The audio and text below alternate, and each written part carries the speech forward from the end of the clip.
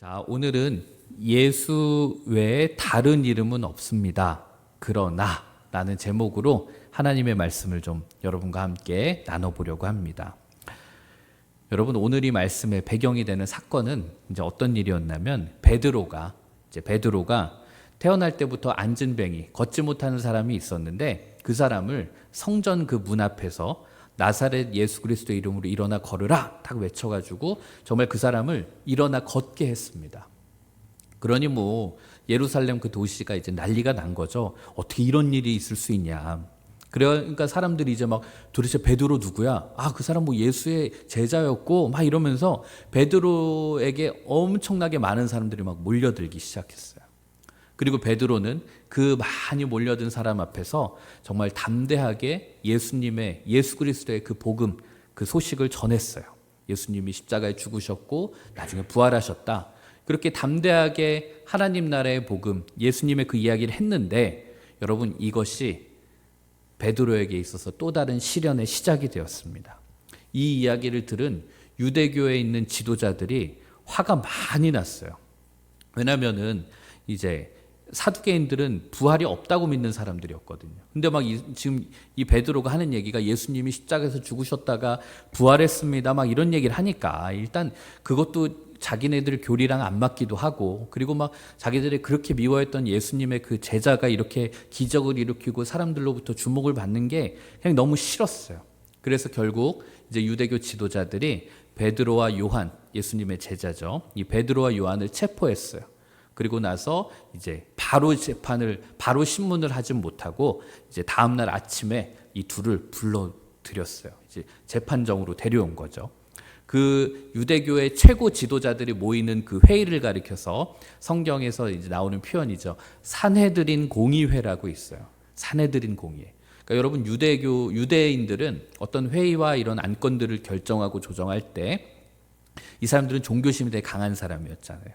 그러니까 산헤드린 공의회라는 걸 열어서 여기서 이제 그 유대교 지도자들이 이제 재판을 하기도 하고 신문을 하기도 하고 뭐 결정을 하는 그런 장소였는데 거기에 이제 베드로와 요한이 탁 이제 세워진 거죠. 그리고 그 자리에는 유대교의 유력한 지도자들 이제 다 소집이 되었어요. 그래서 5절과 6절을 보면 이튿날 관리들과 장로들과 서기관들이 예루살렘에 모였는데 거기에 누가 있었는가 하면 대제사장 안나스와 가야바와 요한과 알렉산더와 및 대제사장의 문중이 다 참여했다. 여러분, 뭐 이 사람 하나하나 지금 누군지는 다 모르겠지만 딱 들었을 때 누구도 왔고 하여튼 당시에 유력하고 권력 있고 힘센 사람들이 이제 다 모인 거예요. 근데 여러분, 그냥 이름만 이렇게 들어볼 때 낯선 이름이 아니잖아. 어디서 많이 들어본 이름 아니니, 얘들아? 우리 그 예수님 십자가 이제 지시기 전에 그 예수님을 그 처형하려고 심판하고 재판했던 사람들 다 그 멤버예요, 그 멤버. 그러니까 그 사람들이 뭐 예수님 돌아가시고 이게 막 엄청 시간이 흐른 게 아니기 때문에 예수님을 그렇게 십자가에 못 박도록 결정을 내리고 했던 멤버들이 그대로 아직도 생존하고 있는 거예요. 이 사람들이 이 자리에 다 모인 거예요. 근데 여러분, 이 사람들 마음이 어땠을까요? 이 사람들은 아마 그래, 예수라고 하는 그 청년, 그 인물이 너무 눈에 가시거리 같았는데 이제 예수 그렇게 죽였으니까 이제 모든 걸로 다 끝났어. 이제 다시 우리 유대교는 평화가 찾아오고 우리의 권력 안에 이제 사람들을 통제하고 이렇게 살 수 있을 거야.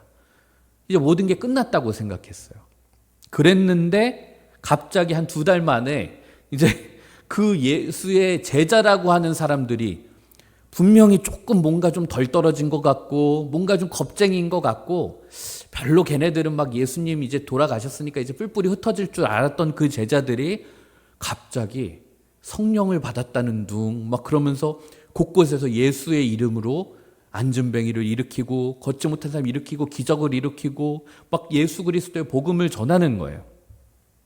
게다가 거기서 전하는 메시지가 예수님이 우리를 위해서 이 땅에 오셨는데 십자가에서 우리 죄를 다 대속하시고 이제 부활하셨어. 막 이런 얘기를 하니까 얼마나 이 유대교 지도자들이 그게 신경이 거슬렸겠어요.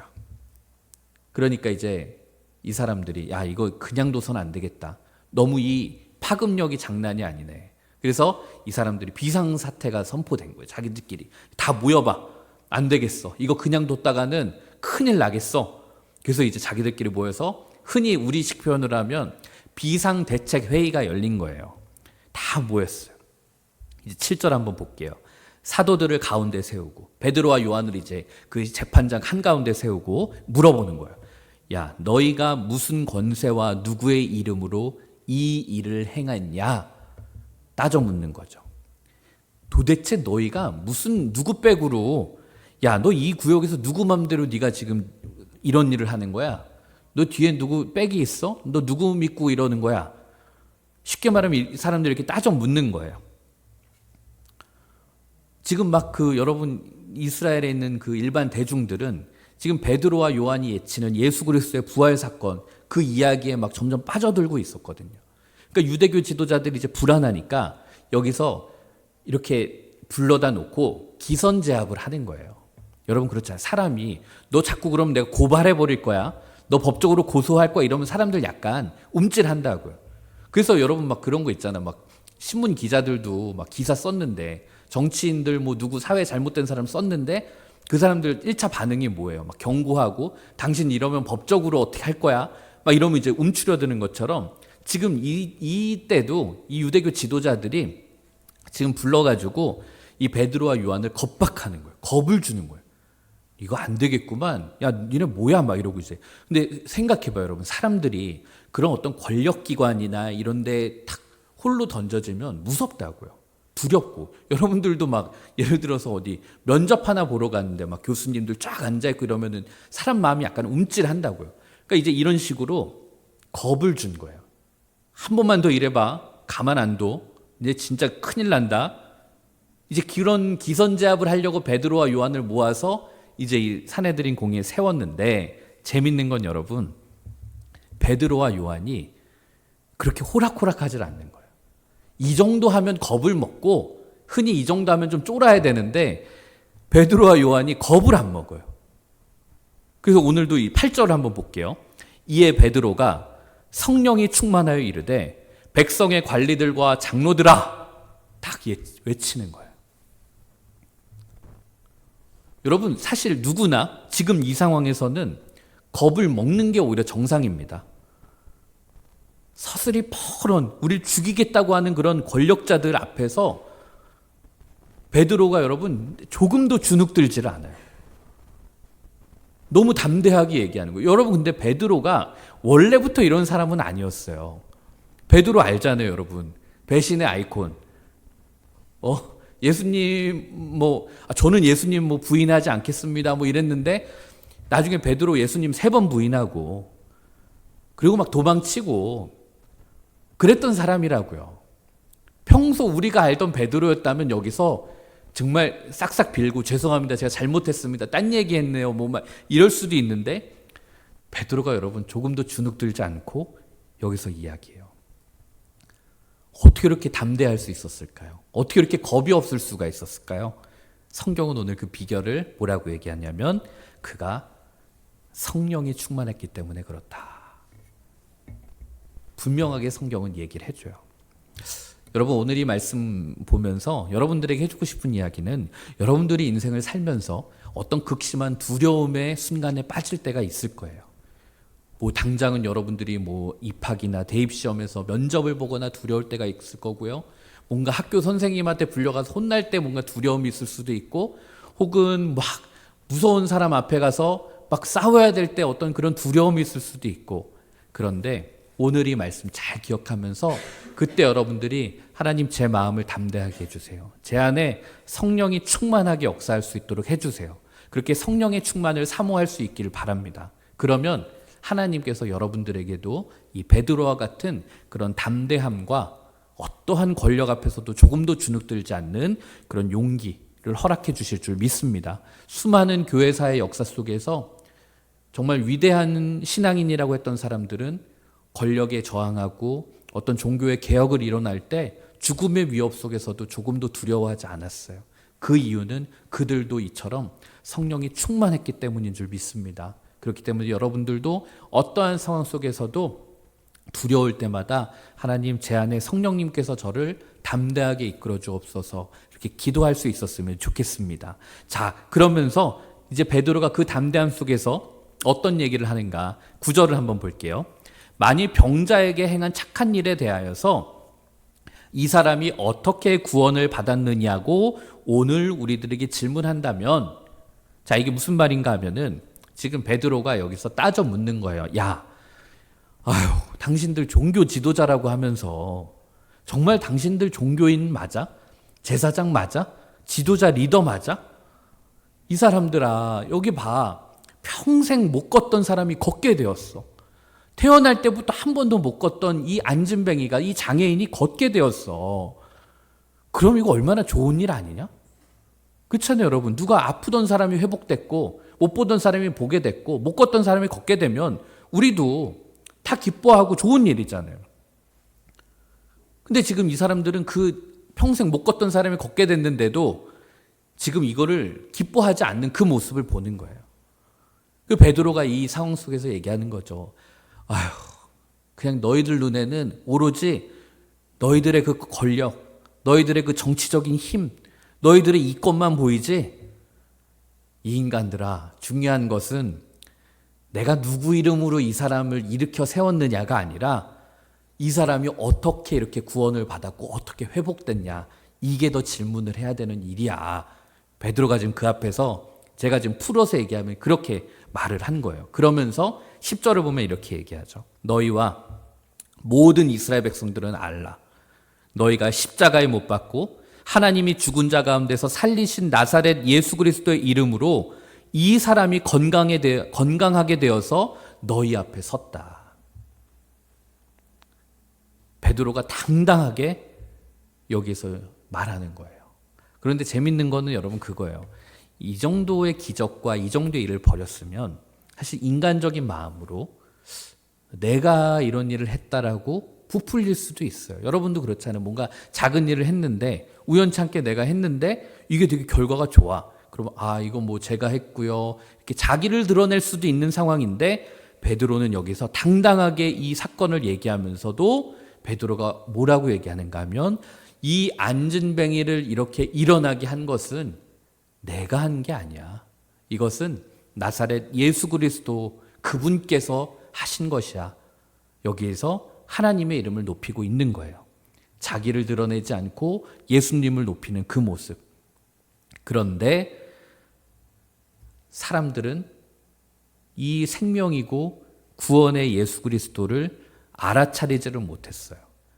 그래서 사람들은 예수님을 거절했고 결국 예수님을 십자가에 못 박아 죽였잖아요.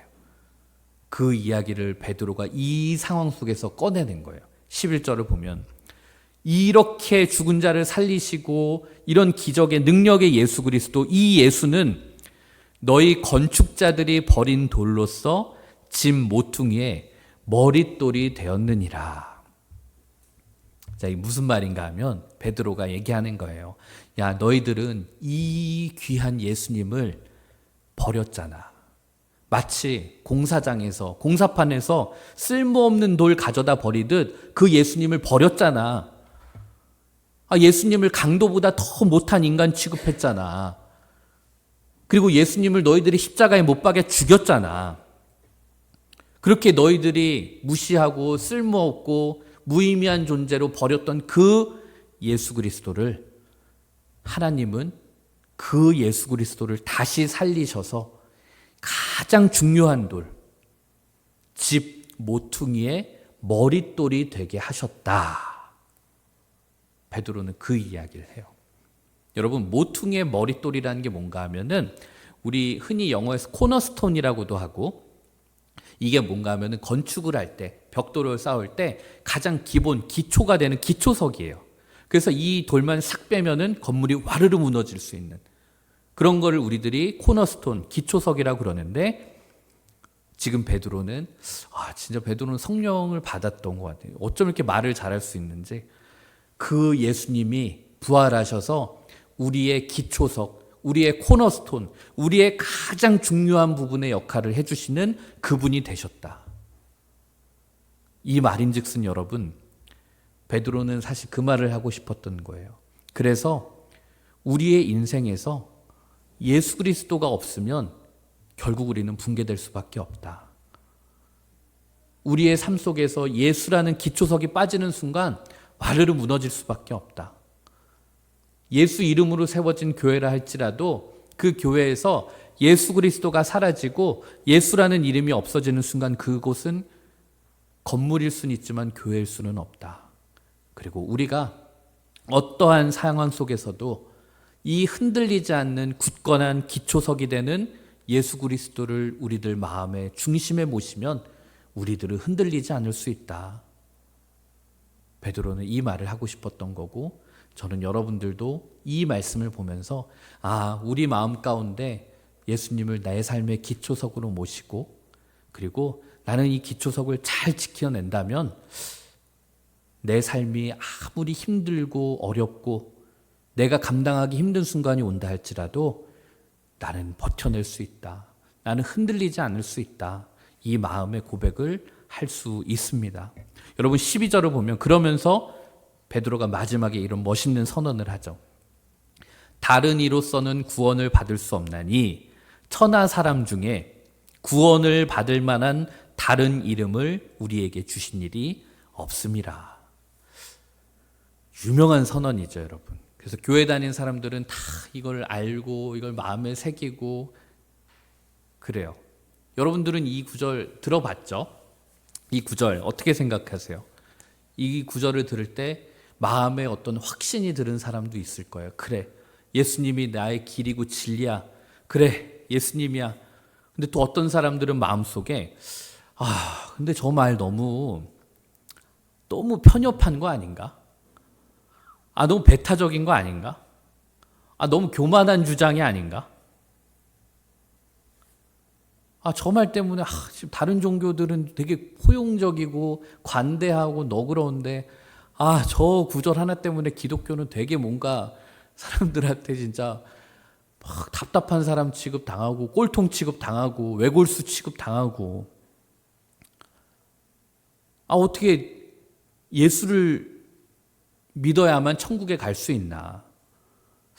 어떤 종교를 믿든 다 똑같은 구원, 그곳으로 가는 거 아닌가? 이런 생각을 하는 친구들이, 이런 생각을 하는 분들이 간혹 교회 안에 있어요. 저도 하나님을 정확하게 모를 때 이런 말들이 되게, 이런 성경 구절들이 거북하기도 하고, 그리고 다른 종교에 대해서 왜 이렇게 기독교는 적대적이고 왜 이렇게 좀 뭔가 싸우려고 들고 왜 이렇게 사람들이 포용력이 없지? 이런 생각이 들었었어요.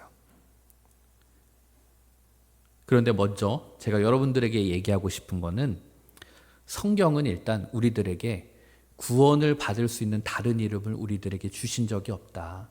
분명하게 선언하고 있어요. 그럼 우리 여러분들이 이 구원에 있어서만큼은 이것을 확실하게 붙잡을 수 있었으면 좋겠어요. 물론 다른 종교가 얘기하는 구원의 과정이 있고 여러 가지 종교들마다 구원에 대한 얘기들이 있을 거예요. 그러나 우리가 성경을, 하나님의 말씀을 믿고 예수님을 나의 구주로 믿는 우리들에게 있어서는 우리가 구원을 받는 길에는 예수 이름 외에 다른 이름은 없다라는 것, 우리들이 이것을 굳게 붙잡을 수 있어야 돼요.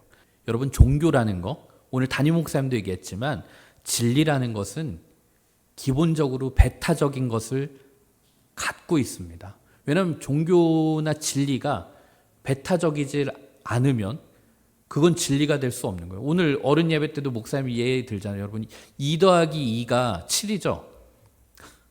이렇게 얘기하면은 누구도 그거를 받아들일 사람이 없을 거예요. 2 더하기 2는 4고 우리는 그걸 다 받아들여요.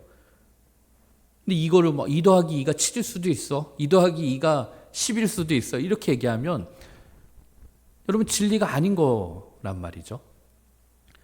그렇기 때문에 여러분, 우리가 기본적으로 왜 이렇게 기독교 배타적이야 이러는데 기독교뿐만이 아니라 이 땅의 모든 종교와 어떤 진리를 얘기하는 사람들은 배타적일 수밖에 없어요.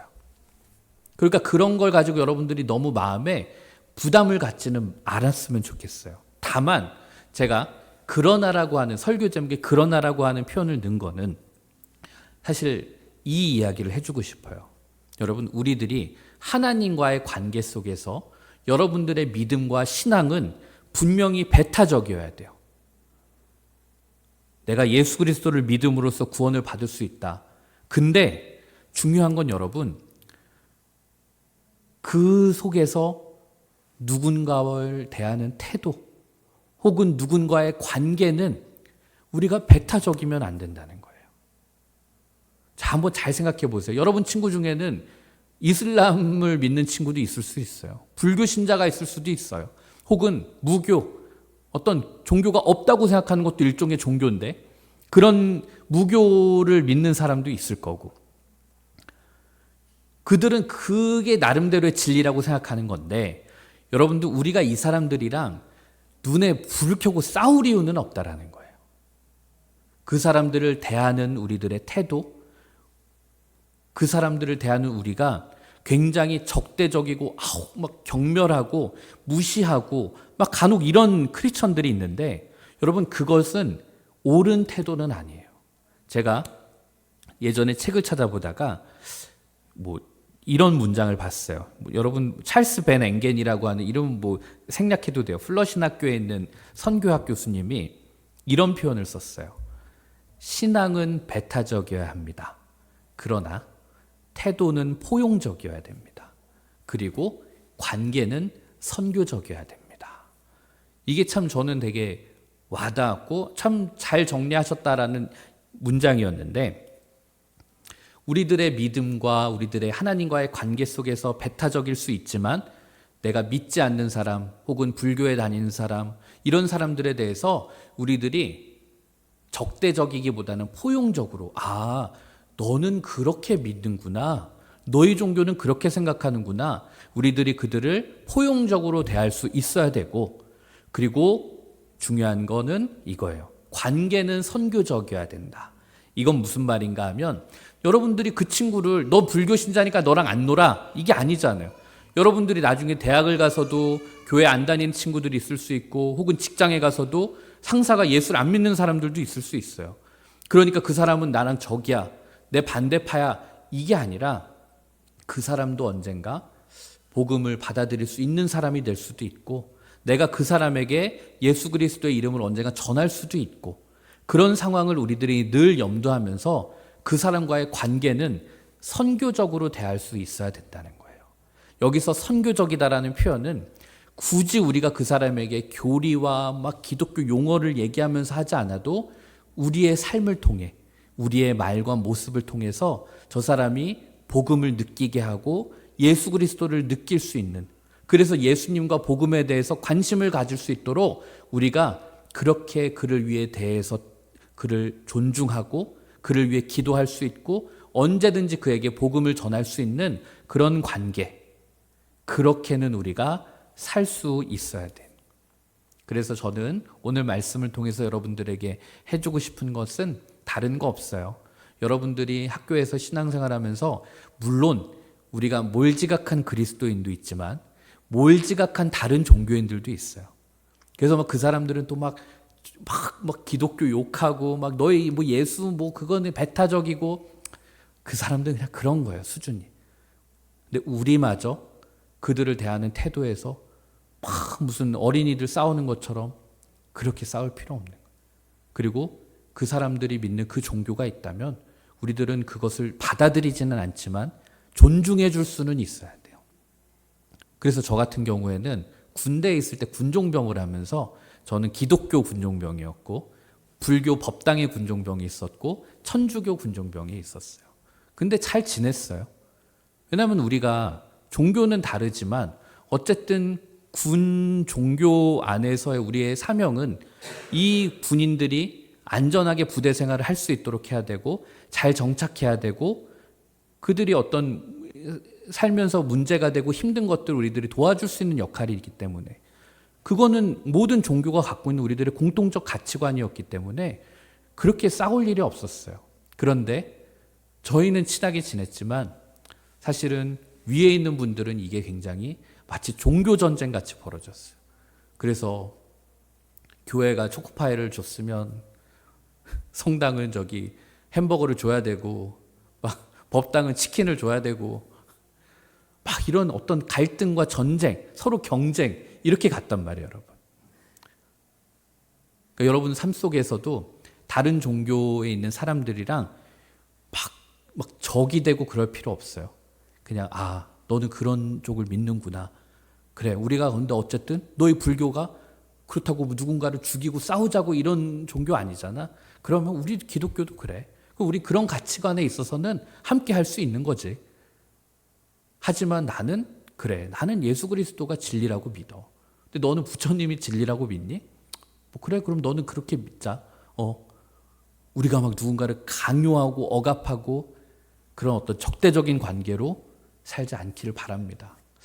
그러면 사실은 그런 관계 속에서 여러분 우리는 예수님이 참된 진리고 성령님이 우리 안에서 역사하고 계신다는 걸 믿잖아요. 그러면 굳이 여러분들이 그 사람에게 너 예수 믿어, 예수 믿어야 복 받고 잘 살아, 예수님 말하지 않아도 여러분과 그 사람의 그 선교적인 관계 속에서 하나님이 그 상대방을 변화시킬 줄 믿습니다. 그렇다고 여러분 두려워하지 말아요. 그러니까 막 불교에 있는 만약에 친하니까 내가 글로 넘어갈 거나 막 이런 생각 하지 말고 그렇게 서로 공존할 수 있는, 존중할 수 있는 그런 그리스도인들 될 수 있기를 주님의 이름으로 축복합니다.